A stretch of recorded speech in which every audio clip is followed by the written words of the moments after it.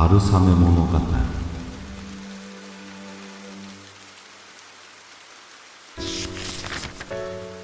目一つの神。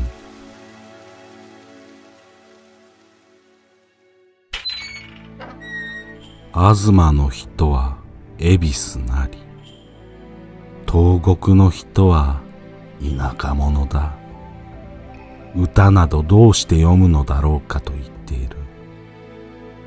相模の国小夜木の漁師が心優しい若者に成長し、万事に志が高く、どうか都に登って歌の道を学びたい。高い身分の方について習うことができれば、花の陰に休める山人と歌われた歌人くらいにはなれるだろう。と言って西を目指したいとしきりに思っていた。ウグイスは田舎の谷の巣であってもダミ声では鳴かないと聞きます。と言って親にいとまを乞う。近頃は文明協力の乱が起こり、行き交いが分断され、便も悪いと一度は諌めたが、どうしても決めた道だからと言って言うことを聞かない。母も乱世生まれで鬼というわけでもなく、早く行って早く帰ってきなさいと言って、それからは諌めるのをやめ、別れを悲しむでもなく送り出した。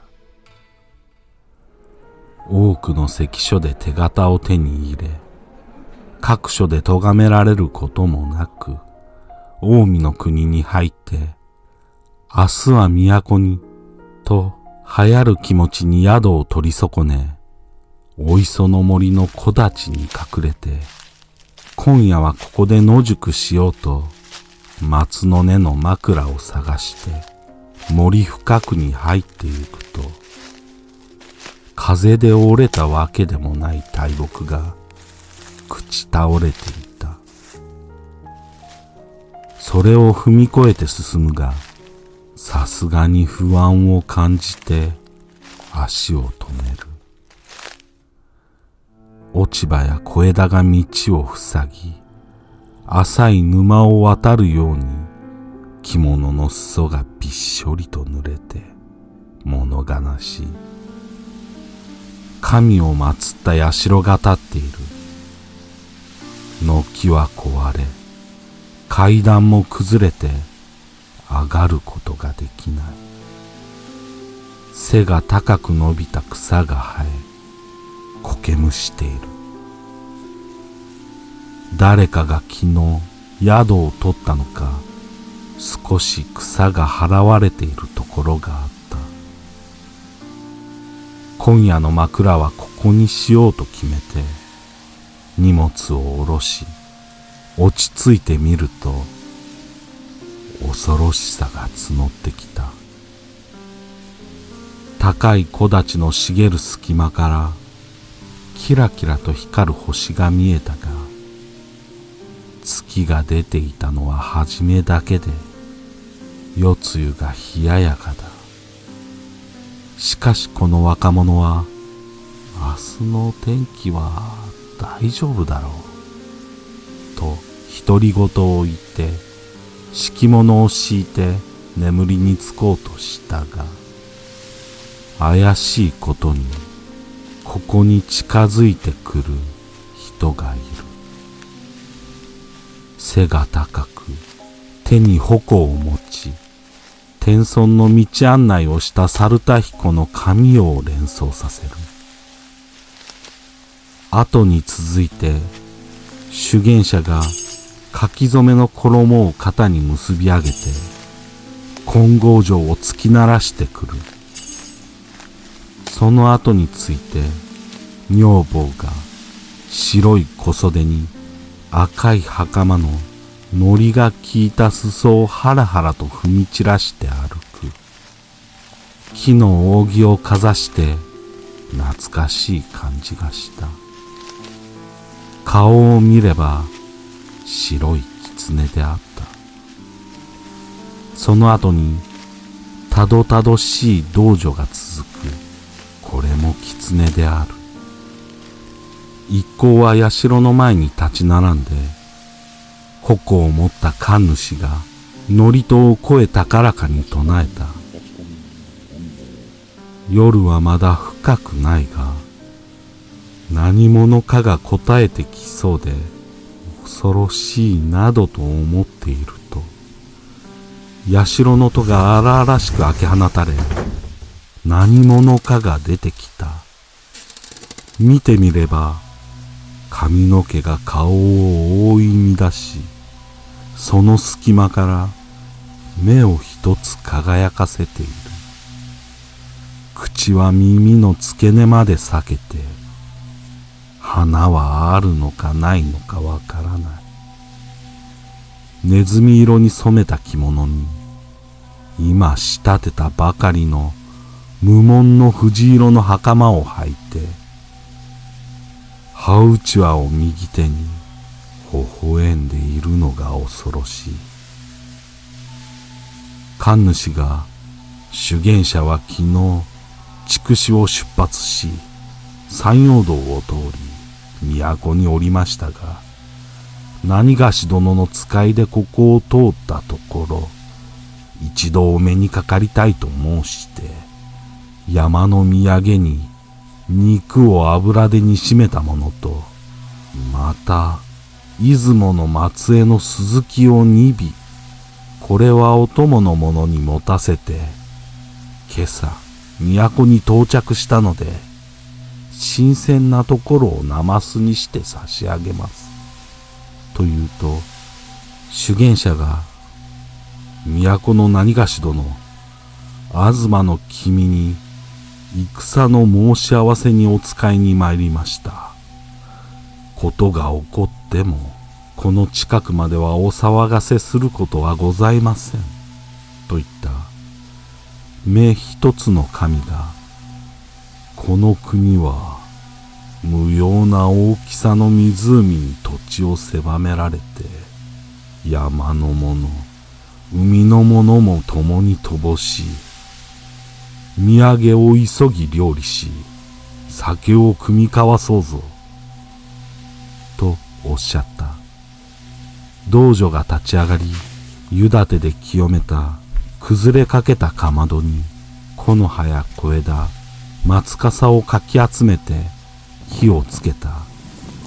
メラメラと炎が立ち上り、その明かりに照らされて隅々まではっきりと見えた。若者は恐ろしさのあまり笠をかぶり寝たふりをして、この命はどうなってしまうのかと心ここにあらずであった。神は、酒を早く温めようとおっしゃる。猿とウサギが大きな坂亀を担いで苦しそうに歩いてくる。早くせよと言うと、肩が弱くてとかしこまっている。道女が酒盛りの準備をし、大きな杯を7つ重ねて神の御前に重たそうに捧げると、白い狐の女房が酌をして差し上げる。道女が神事で使うたすきをかけて火を焚き、物を温めている様はいかにもまめやかである。杯の上4つを取って5つ目の杯を差し上げる。神はなみなみと酒を注がせて、うまし、うまし、と続けて飲んで、修験者よ、そなたは客人じゃ、と言って杯を取らせた。そうこうしている間に、神は、松の根を枕にして寝たふりをしている若者を呼んで、相手をせよと言え、と命じ、お呼びですよ、と女房が呼ぶので、生きた心地もせず、這い出すと、神は4つ目の杯を取らせて、飲め、とおっしゃった。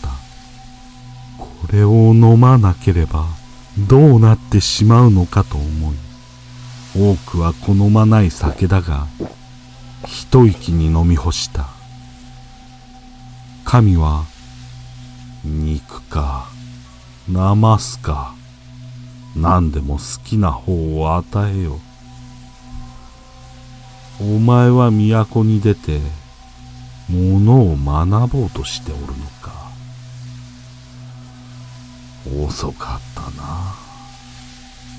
400、500年前には死と呼べる人もいたが、今の乱れた世には書物を読み、ものを知ることなど行われてはおらぬ。身分の高い人も自分の所領を盗み取られ、貧しさのあまり、何々の芸には家の秘伝があると偽って食としているが、富豪の民もまた荒々しい武士もこれに欺かれて絹や金を払って習うことは愚かなことだ。すべての芸の技は身分ある人がいとまに楽しむものであって、秘伝があるとは聞いたこともない。うまいものと下手なものの区別は必ずあって、親の賢い子が必ず学べるわけではない。まして文章を書き、歌を読むことは、己が心より思い得るもので、どうして教えのままでよいことがあろうか。はじめに死につくことは、その道の手がかりであるから、たどり極めるには、どうして自分が差し置いた道しるべのほかに学ぶ道があるだろうか。東国の人は心たけだけしく田舎者で、賢く見える者は心がねじ曲がっていて頼りにならないが、国に帰って隠れ住む良い死を探し求めてよく勤めることだ。よく考え得たことこそ自分の技となるのだ。まあ酒を飲め。夜も寒くなってきた。とおっしゃった。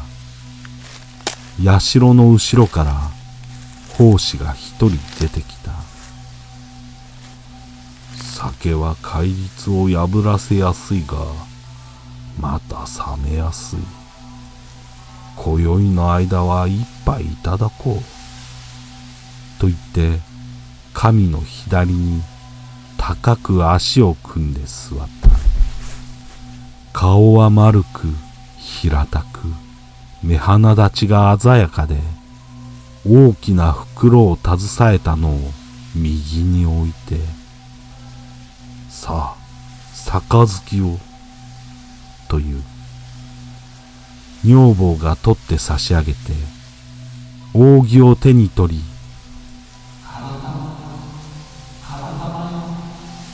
と歌う。声は女らしくあるが、これもまた恐ろしい。奉仕が、お主が扇をかざしても、尾が太く長いままでは誰も袖を引くまい。若者よ、神の教えに従って早く帰れ。野にも山にも盗人がいて、たやすくは通れまい。ここまで来れたのは奇跡だ。修験者が東国に使いに下るので、衣の裾につかまって早く帰れ。親がいる間は遠くに旅をするなという教えは東国の人も知っているだろう。と言って杯を勧めた。自分は魚は生臭いと言って袋の中から大きな株の根を干し固めたものを取り出してかじりついた。その顔は子供のようで、そこがまた恐ろしかった。若者はどなたのお考えも同じ忠告ですので、明日は都にと志しておりましたが、もう参りません。ご忠告に従い書物を読み、歌を学びます。小夜木の磯の漁師が目指す道は印を得ることができました。と言って喜んだ。杯が何回か回れば夜も明けるだろう。と言って神主も酔っているのか、矛を取り直してお開きの祝詞を唱えたその声が老人のようでおかしく聞こえた。修験者は、さあ、おいとまをいただきましょう。と、金剛杖を取って若者にこれにつかまれ。という。神は扇を取り直して、一目連がここにいて何もしないわけがなかろう。と言って若者を空に仰ぎ上げる。猿とウサギは手を叩いて笑う。梢にまで浮き上がると修験者は待ち受けて飛び上がり、この男を脇に挟んで飛んでいった。法師は、あの男めと言って笑った。袋を取って背負い、低い下駄を履いてゆらゆらと立ち上がる様子は絵で見たことがある。神主と法師は人である。人ではあるが、あやかしと交わってもそれに惑わされず、人を惑わすこともなく、白髪になるまで長生きした。夜はすっかり明けて、森影の自分のねぐらに帰ってゆく。女房と道女は神主がここに泊まれと言って連れてゆく。この夜のことは神主が100年を生き延びて日記として書き残したものだ。墨は黒々と不愛想で、誰が見てもよく読むことができない。文字の崩し方は大方間違っている。自分ではよく書けたと思っているのであろう。